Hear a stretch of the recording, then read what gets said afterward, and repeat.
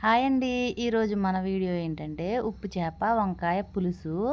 ముందు దీనికి ఏమేం కావాలో అన్నీ రెడీ చేసుకున్నాను. తర్వాత దీంట్లోకి మెయిన్ ఇంగ్రీడియంట్ ఉప్పు చేప కదా! దాన్ని 3, 4 టైమ్స్ బాగా క్లీన్ చేసి పక్కన పెట్టుకోండి. తర్వాత కడాయి పెట్టి కడాయిలో ఆయిల్ వేసి ఉప్పు చేపను వేసి బాగా ఫ్రై చేయండి. ఫ్రై అయిన తర్వాత తీసేసి పక్కన పెట్టుకోండి. అందులోనే కొంచెం ఆయిల్ వేసి ఆనియన్స్, పచ్చిమిర్చి, కరివేపాకు వేసి బాగా ఫ్రై చేయండి. ఫ్రై అయిన తర్వాత అందులో వంకాయలు వేసి అవి కొంచెం మెత్తగా సాఫ్ట్గా అయ్యేదాకా మగ్గనివ్వండి.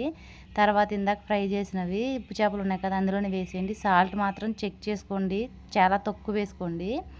ఇంకా ఒక 2 స్పూన్స్ కారం, వెల్లుల్లిపాయ, జీలకర్ర పేస్ట్ వేసి ఇందులో వాటర్ వేసి బాగా ఉడకనివ్వండి. ఉడికిన తర్వాత ఒక పెద్ద నిమ్మకాయ అంతా చింతపండు పులుపు వేసి ఇంకా కొంచెంసేపు ఉడకనివ్వండి. అంతే, మన కర్రీ రెడీ అవుతుంది. నిజంగా టేస్ట్ మాత్రం నచ్చితే లైక్, నచ్చకపోతే కామెంట్, సబ్స్క్రైబ్ మాత్రం మర్చిపోకండి. ఓకే.